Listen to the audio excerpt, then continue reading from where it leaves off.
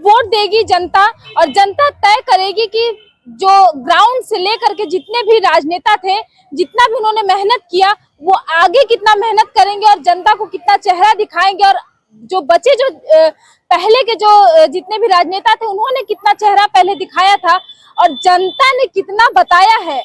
हम कुछ पत्रकारों से बातचीत करेंगे, क्योंकि पत्रकार वो चेहरा है जो जन जन तक गया है और जन जन की जो विवेचना है वो करके लाया है। अब हम उसी विवेचना पे बातचीत करेंगे और आखिरी रात में हम आपको बताएंगे कि मझवा की जनता ने क्या मूड बनाया है और किस तरफ जा रही है। क्योंकि मझवा की, मिर्जापुर की जो राजनीति है वो इन्हीं से हम जानेंगे, क्योंकि कुछ छोटे हैं, कुछ बड़े हैं, कुछ हमसे बड़े हैं। हमने भी जो ग्राउंड रिपोर्ट किया है वो भी यही बताएंगे हमसे। बहुत बहुत स्वागत है। धन्यवाद प्रिया। क्या लगता है इस बार मझवा की जनता की क्या मूड बना रखी है? मझवा की जनता का मूड क्या, कुछ भी कहना अभी ठीक नहीं है, लेकिन ये भी ठीक नहीं है कि कुछ न कहें। उपचुनाव ही नहीं, इसके पहले के भी जितने चुनाव हुए हैं, कहीं ना कहीं वो जातिगत आधारित चुनाव देखने को मिला है। वो लगभग 20, 25, 30 सालों से आप आंकड़ा निकालिएगा तो उस समय से लगभग जातिगत फैक्टर कहीं ना कहीं काम करता दिखता है मझवा में। उसी क्रम में ये चुनाव भी तो था दो ही के बीच में, लेकिन बसपा ने जो अपनी कैंडिडेट का चयन किया दीपू तिवारी को लेकर, दीपू तिवारी को जो कैंडिडेट बनाया, उससे जो है ब्राह्मणों में कहीं ना कहीं भारतीय जनता पार्टी के कोर वोट में सेन लगता दिख रहा है। अब वो कितना परसेंटेज है, किसी गांव में 20%, तो किसी गांव में 60%, तो किसी गांव में 5%, कुछ न कुछ तो है। आपने नाम लिया दीपू तिवारी का, जहां पे इस वक्त हम खड़े हैं वो लोग नाम लेते हैं ललतेज त्रिपाठी का। ललतेज त्रिपाठी के पिताजी का देन है ये कचमा में जितने भी विकास हुए हैं, अब मझवा में जितने विकास हुए हैं, उनको ललतेज त्रिपाठी का, लोकपति जी का देन है। मेरे क्षेत्र में पावर हाउस, मेरे क्षेत्र में तमाम जो है विद्यालय, CSC है, तो ये सब काम लोकपति त्रिपाठी जी का रहा। फिलहाल जो उपचुनाव के समीकरण दिख रहे हैं, वो समीकरण कहीं ना कहीं या तो एकदम क्लियर ऐसा होता है, तो ऐसा नहीं होता है तो एकदम जो है पासा पलटा हुआ नजर आता है। क्लियर कैसे? मानिए बसपा के प्रत्याशी दीपू तिवारी हैं, भाजपा के मानना नहीं है, ही है, और भाजपा की प्रत्याशी सुचिस्मिता मौर्य है। जो वाद चला जनेऊ का और तमाम मुद्दे जो चले, वो लोकसभा चुनाव में स्पष्ट दिख गया कि रमेश बिंद के साथ, लोकसभा चुनाव रमेश बिंद अभी इसके पहले लड़े हुए थे और उनके साथ ब्राह्मण बिरादरी नहीं थी, क्योंकि वो फैक्टर उस समय काम कर गया था। तो वो भारतीय जनता पार्टी में वोट तब्दील होता नजर आया। भारतीय जनता पार्टी का वोट माना भी जाता है, ब्राह्मणों का, भूमियारों का, क्षत्रियों का, बनियों का, लाला का। और वैसे देखा जाए तो 2014 से बसपा के कोर वोट में भारतीय जनता पार्टी सेन बराबर लगा के अपने आप को स्थापित की है सत्ता पक्ष बनने में। बसपा का वो भरपूर लाभ लिए हैं। तो क्या इस बार मझवा में, जैसे कि लोग बोल रहे हैं कि मझवा में जहां जहां हम अभी तक गए हैं, लोग बोल रहे हैं कि सुचिस्मिता मौर्य को लोग आकलन करें, क्योंकि इस बार बीजेपी ने सुचिस्मिता मौर्य को जमीन पे उतारा है। तो सुचिस्मिता मौर्य को लोग कह रहे हैं कि हम वोट के समय देखते हैं, जब वो वोट मांगने के लिए आती है, लेकिन वो भी उस जगह नहीं जाती है जहां पे उनकी जरूरत हो।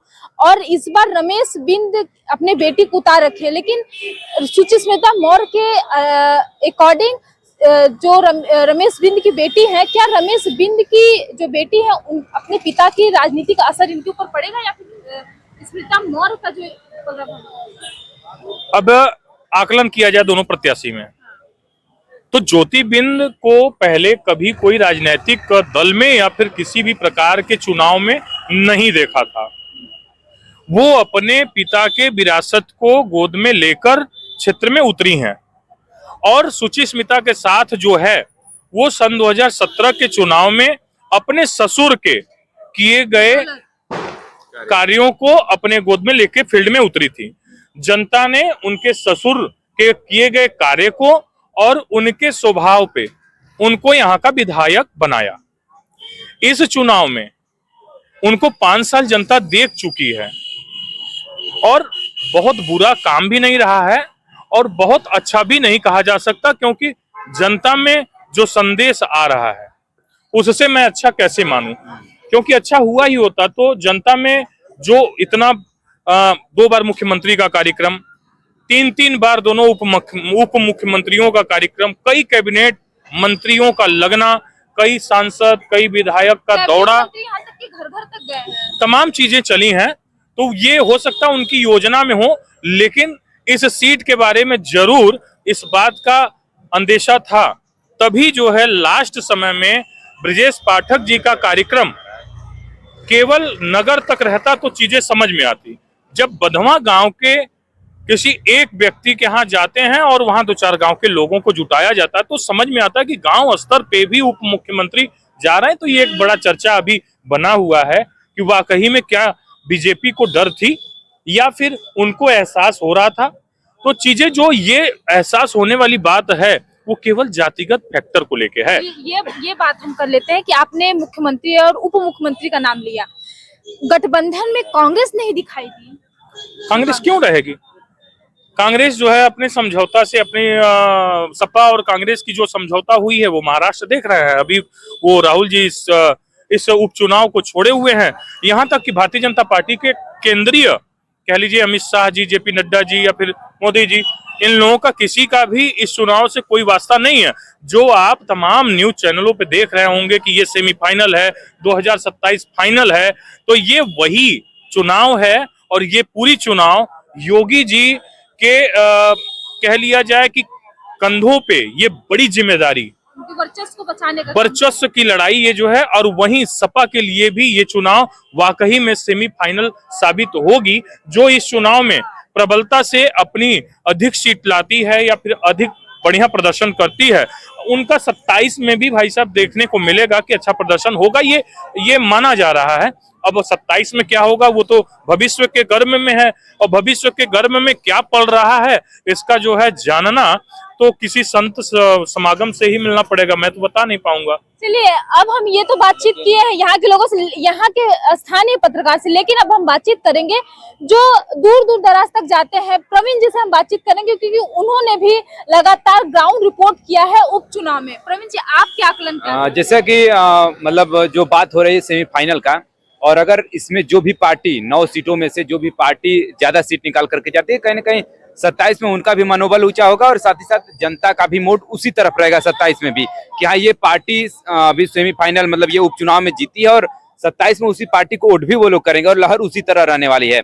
लेकिन बात यहाँ हम लोग कर रहे हैं मझवा विधानसभा की, तो आप भी ग्राउंड कर रही हैं और लोगों ने समस्याओं को भी जाना और समस्या को तो हम लोग बता चुके हैं। लेकिन अब बात आता है कि लोग जितने भी पार्टियां हैं अपने कार्यालय पे आज बैठी हैं और सभी लोग केवल जातिगत आकलन से उस तरीके से लगा रहे हैं कि हमारी जाति कितने वोट है, हमारी जाति कितने वोट हैं, और इस तरह से हम अपनी तरफ भारी हैं, वो अपनी तरफ भारी हैं। लेकिन वहीं जो सबसे ज्यादा यहाँ ब्राह्मण बिरादरी के लोग हैं और बिंद बिरादरी के लोग हैं, तो ब्राह्मण का 2 जगह बंटने का चांस लोगों के द्वारा बताया जा रहा है कि एक तो बीजेपी और दूसरा है बसपा उम्मीदवार दीपू तिवारी, कि अगर कहीं इधर उठ जाता है तो इनको नुकसान होगा, इधर उठ जाता है तो इनको नुकसान होगा।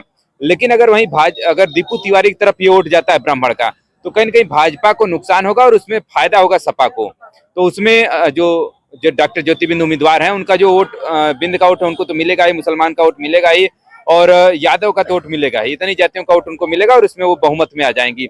और बिंद बिरादरी का आप जान ही रहे हैं, या फिर जो भी लोग अपने घर पे रहते हैं और इस तरह के लोग वोटिंग करने जाते हैं और जाना भी चाहिए सभी लोगों को। लेकिन वहीं आप देखेंगे कि जो फॉरवर्ड लॉबी के लोग हैं, भारतीय जनता पार्टी के उम्मीदवार तो हैं ही जो सुचिता मौर्य, लेकिन उसमें फॉरवर्ड लॉबी के जाति की बात करें जैसे कि ब्राह्मण सबसे ज्यादा यहाँ पर हैं और भी तमाम जातियां हैं, लेकिन उनमें ये देखा जाता है कि वोट करने बड़ा कम लोग जाते हैं। प्रवीण जी, दलित भी है मझवा में, ब्राह्मण के बाद दलित आते हैं, सबसे ज्यादा आते हैं, वो कहाँ जाएंगे? क्योंकि दलितों को लोगों को आपने भी देखा होगा ग्राउंड पे जब हम गए तो उनको खाने और पीने की समस्या ज्यादा रही और उनको प्रताड़ना से भी लोगों को जो झेलना पड़ा जी। वहीं आपने भी देखा होगा कि एक हम लोग गाँव में गए थे, उस गाँव में हर घर जो जल नल योजना है सभी जगह तो पहुंचा, लेकिन उस बस्ती में नहीं पहुंचा जहां पर सबसे ज्यादा जरूरत थी उस पानी की, क्योंकि इनके यहाँ संसाधन कम होते हैं और इनको पानी की अति आवश्यकता होती है, दूर से लोग लाना पड़ता है। और लोगों के पास तो बोरिंग है, वो करा लेते हैं अपने पास, जिनके पास पैसे हैं, लेकिन उन लोगों के पास उस तरह के पैसा नहीं होते, तो दूर दूर से उनको पानी भी लाना पड़ता है। तो कहीं ना कहीं उन लोगों ने देखा कि हम लोग उन्हीं की तरफ मायावती को ही वोट करेंगे। लेकिन जब संविधान की बात आती है तो इस बार जो 37 सीटें निकली हैं लोकसभा में, तो ये जो अनुसूचित जाति के जो लोग हैं वो सपा की तरफ ही गए हैं, तभी 37 सीट निकली है, नहीं तो केवल यादवों के बलबूते 37 सीट नहीं निकलने वाली थी। तो क्या लगता है इस बार मझवा को ओवरऑल आपको क्या लगता है कि मझवा में इस बार मझवा का सरताज किसके ऊपर से? चूंकि आपने देखा भी कि सुचिस्मिता मौर्य भी यहाँ विधायक रह चुकी हैं, और जो ज्योति बिंद के पिताजी हैं रमेश बिंद भी यहाँ विधायक रह चुके हैं। तमाम लोगों ने कार्य आपको बताया, और हम लोगों ने भी आपको बताने का जो अपने माध्यम से बताने का प्रयास किया, लोगों के माध्यम से बताने का प्रयास किया।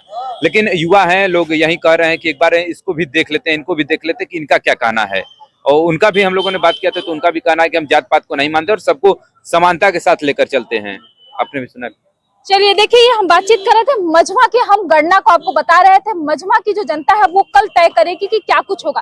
फिलहाल हम आपको एक रात पहले की हम बता रहे हैं, रात होने के कुछ ही क्षण बाद अब वो समय आएगा। पोलिंग बूथ तैयार हो चुके हैं, वहां की सारी तैयारियां पूरी हो चुकी है। अब वहां के पोलिंग बूथ पे जनता का आना अब बाकी है, क्योंकि वहां पे सारी तैयारियां प्रशासन से लेके सारे चीज तैनात कर दिए गए। अब देखना ये होगा कि 23 तारीख को रिजल्ट किसका आएगा। फिलहाल हम आपको और भी ग्राउंड रिपोर्ट चुनाव से रिलेटेड हम आपको दिखाते रहेंगे। तब तक बने रहिए। मिर्जापुर से प्रिया सिंह के साथ दास्तान मीडिया।